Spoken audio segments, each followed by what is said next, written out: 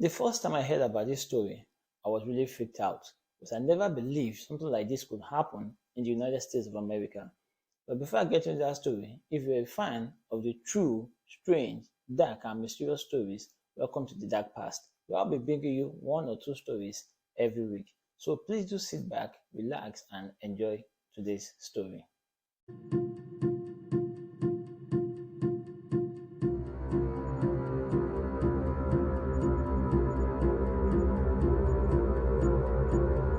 Zona Esther was 23 on October of 1896 when she was sent out to town to run some errands by her mother, Mary Jane Esther.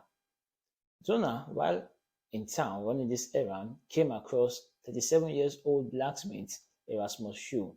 Immediately they got attracted to each other, they fell in love and started making plans to get married. Mary Jane was against this because Erasmus was quite older than Zona. She would have preferred Zona to marry somebody closer to her age. But Zona, being this strong-headed lady, was having none of it. She wanted Erasmus, and that was it. Mary Jane had no choice. They got married and moved into a one-story building that Erasmus had built close to his blacksmith shop. 3 months later, Zona got pregnant. Zona was always getting sick due to pregnancy complications, and the doctor in the town, Dr. George Knapp, has always come up to check up on her, see how she was doing once in a while.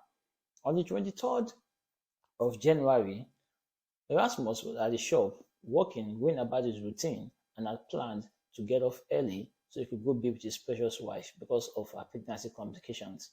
Then a late order came in. Someone wanted some new horseshoes made. Erasmus knew there and then that there was no way he was going to get home early because he wanted to get this job done so he could have some more money. Now he called on Andy Jones, 11 years old neighbor's kid, who Erasmus has hired to help him run some errands in the shop as well as at home, to please go check up on Zona and see if she needed anything done. Andy Jones took off, went to the house. On getting there, they knocked on the door several times. Nobody answered. He knew definitely that Zona was at home because she had nowhere to go. He called up her name. She wasn't replying or answering. Then he decided to let himself in. He stepped into the house. The house was dark. No candles lit. It was chilly. The chimney wasn't on. And he called up on Zona's name. She wasn't answering. So he decided to walk up the stairs to go see if she was in the room sleeping or something. On getting at the foot of the stairs, he found Zona lying on the floor, lifeless. He ran out of the house, told his mom what he had just found, and the mother told him, "You go get the blacksmith, I'll go get the doctor and go be with Zona." By the time the doctor got there, it was 1 hour late.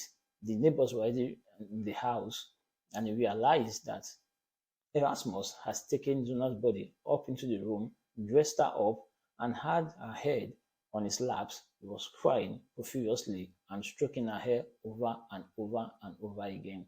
The doctor tried to let him step aside so he could examine Zona's body, but he wasn't budging. He just kept on crying and stroking her hair. The doctor had to forcefully get him away from the body so he could run some examination.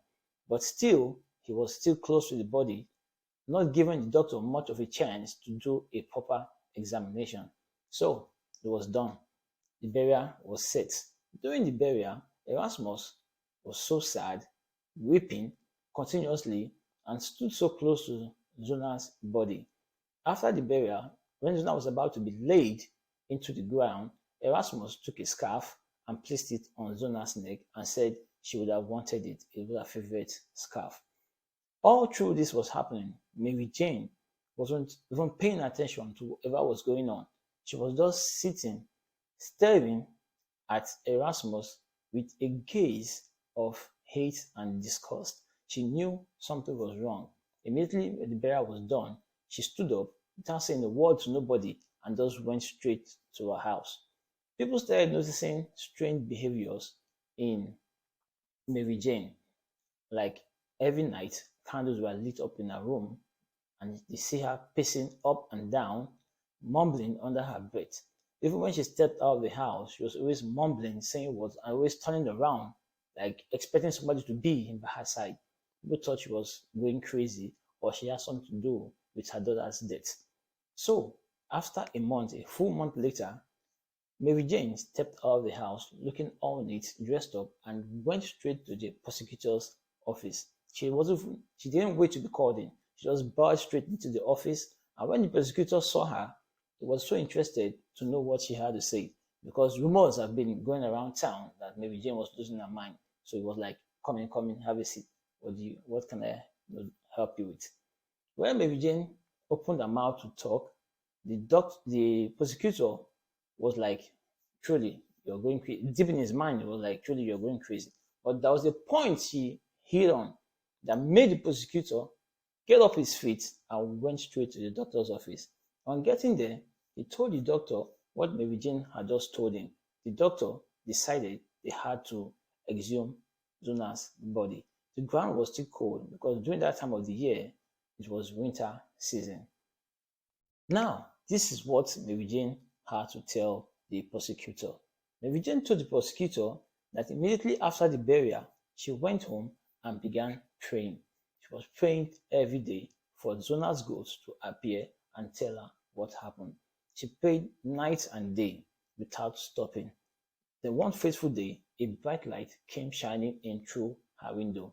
Immediately as the light appeared, it vanished. She thought probably that was my daughter Zona coming or trying to tell me something or trying to show me a sign. She continued praying. The light would come like that, flash and disappear on several occasions.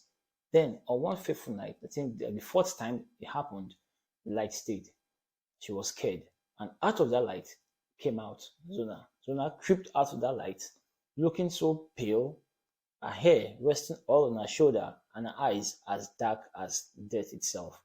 And Zona started to move slowly towards her mother. Mary Jane was so scared. She was like moving back. Then she stopped and thought to herself, this is what I wanted. This is what I've been praying for. You got to talk to her. You got to say something. Then she asked Zona, how did you die? When Zona opened her mouth, she let out a loud scream, and at the same time, dirt was gushing out of her mouth. Then suddenly it stopped. Then she told Mary Jane, her mother, what had happened. She said Erasmus had been so cruel to her that her mother was right all along. She shouldn't have married Erasmus. Erasmus had a bad temper, always shouting at her at every little thing, always hitting her, and there was nothing she could do about it. On that fateful day, Erasmus wanted Zona to cook him some meat, but instead she made something else. Erasmus snapped. Then Zona stopped. She started to levitate up into the room. She did that. She let out a loud scream, and dust was coming out of her mouth again, and she stopped.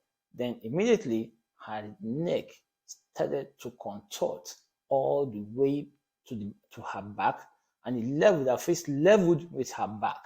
Then she started to float, move out of the room towards the window. Then she stopped and told her mother, now you know. Then she disappeared.